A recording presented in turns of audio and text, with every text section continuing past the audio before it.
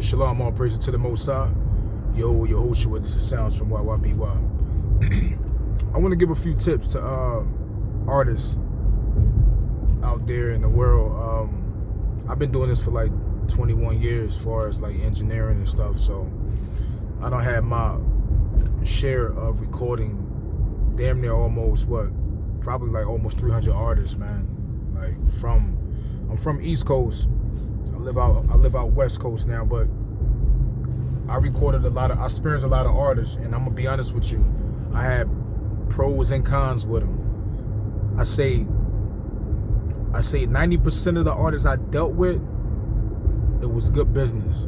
I say 85% it was good business. Every once in a while I meet a bad apple, or I meet, people trying to run game on you, or people don't like what you present or stuff like that, right? And one thing about me, I'm always about business. I'm always about communication. I'm always about, we need to be on the same page before we even get anything done. So as I was doing it, I was growing. So I added more skills to my business and everything, And I just want to give, this is to help the artist. This is not the bash artist or anything like that. But I mean, in order for us to be successful and build good relationships, you have to know how to communicate. Period. You have to know how to communicate. Communication starts also with how the words you say, how they come out your mouth, and it's the understanding before we decide to agree with the business that we are trying to accomplish. That's key things, man. And what I'm gonna just tell you like some of my experience of dealing with artists and everything, because I had some crazy experiences, man. But like I say, overall, like 85% good artists, man. Good artists. And what's so funny about it, right? I'm gonna be real with you. When it comes to males and females,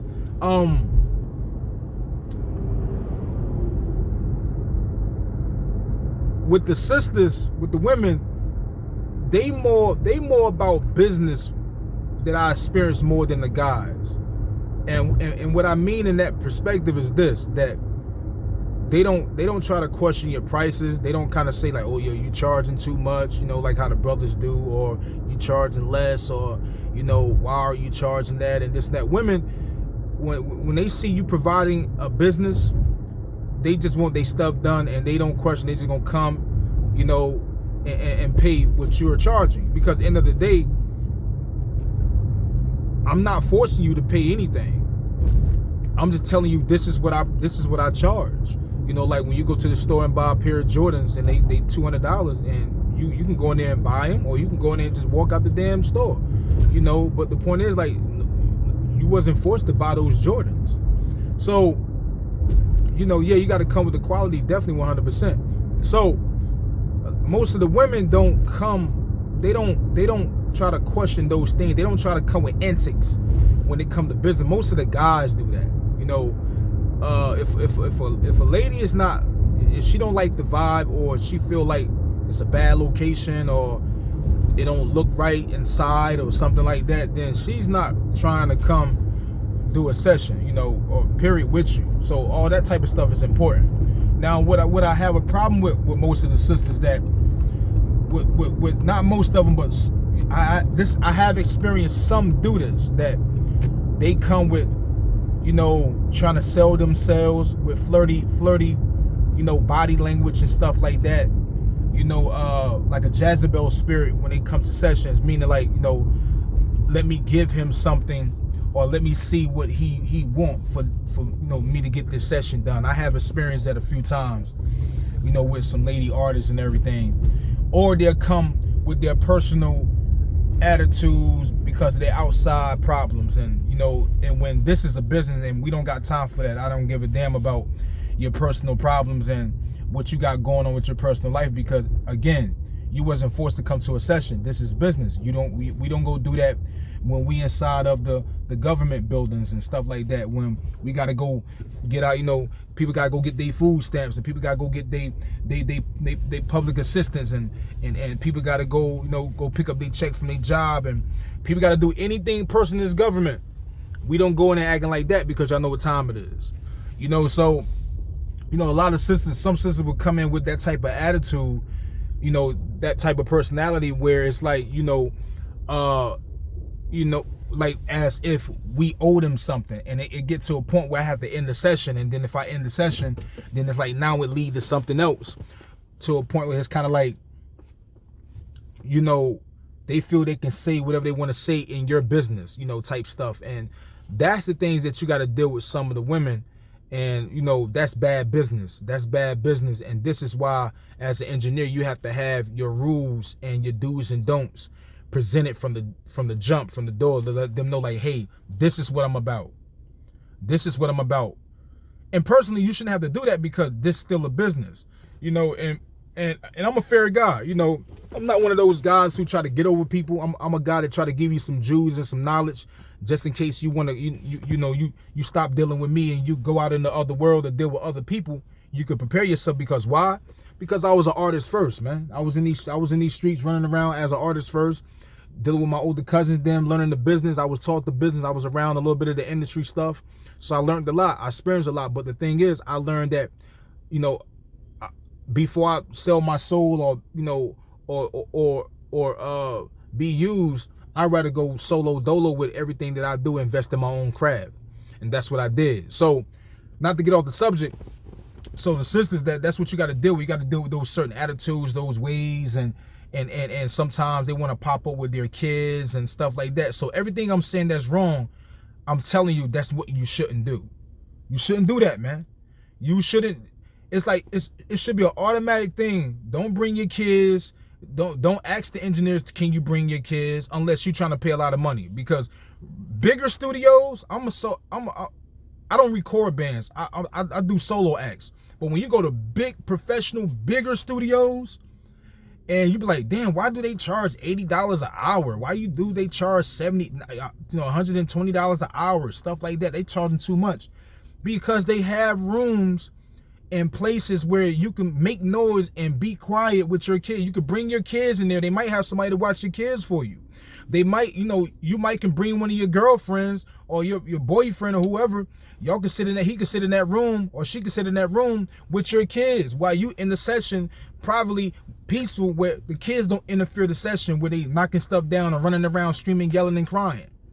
But when you go to some studios is not made and built that way, where you could feel like you could bring your kids and do all these type of things. So in the long run, a lot of the times you pay what you get. You get what you pay for. And, overall, even if a company provide that, don't bring your kids, because you want to come in the studio where your mind is not thinking about none of that. You just want to focus on your craft to get it done. And the thing about it, it's been times where I was in a situation where these artists brought their kids, and and the kids they brought were nice little kids, but the problem was that I was so scared that the kid was running around ducking under things, and I got certain things in there where it might fall down and knock the kid out. And so I'm so focused on that, it's like it was hard for me to focus on recording the artist, because this is what the kid was doing. And one of the parents sitting there comfortable, chilling, ain't really doing nothing, just focus. She trying to, that person trying to focus on the word, they lyrics and everything. The other parent recording. So I'm watching their kid. Why? Because if something fall on that kid's head, now y'all want to try to sue me because of your irresponsible actions and decision making. No, that can't happen. So that's why I kind of nipped that in the bud. So, and a lot of the time, this is what artists do. Now, the men perspective, what men do, you tell a guy the price. You tell him, well, this is what I do. This is how you got to book the session. You tell them all the process. And a lot of the times, they get there and act like they don't know what you're talking about. They act like they don't know what you're talking about. Like, oh, I didn't know you ran that by me type stuff. Like, this is what some guys do, some men do when you booking sessions with them. And that lead to other problems, because like now you like, hold up, bro. Like, this is what we agreed to. So this is why a lot of studios, you got to book the session. You got to book the session. So when you book that session, you do a little booking fee, which go to your session.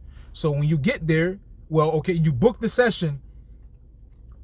Now they know for a fact that you'll show up. You're about business. It's the same thing as when you try to get an apartment and you got to pay for an application fee. Why? Because they don't have time to deal with people who waste their time. They know that when you look at that application and you know you got to pay for it, you're going to make a decision right there like, am I really serious about getting this apartment? You're going to think twice, because if you're not serious, you don't want to pay this application fee. A person who's serious going to pay that application fee because they really trying to get an apartment. They ain't playing around. They got their money they already got stuff prepared. See, bullshitters, people who like to waste your time, ask dumbass questions, indecisive, not sure, they confused about what they want and what to do.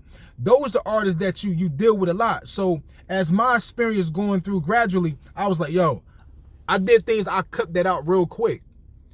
As an engineer, you got to cut that out real quick. So what I'm telling the artists, stop wasting people time. Be about your business. You know, if you're not sure for what you really want to do with an engineer or a studio, ask a lot of questions. Hey, how much do you charge? You know, how do you charge for mixing or not? Do the mixing come with it?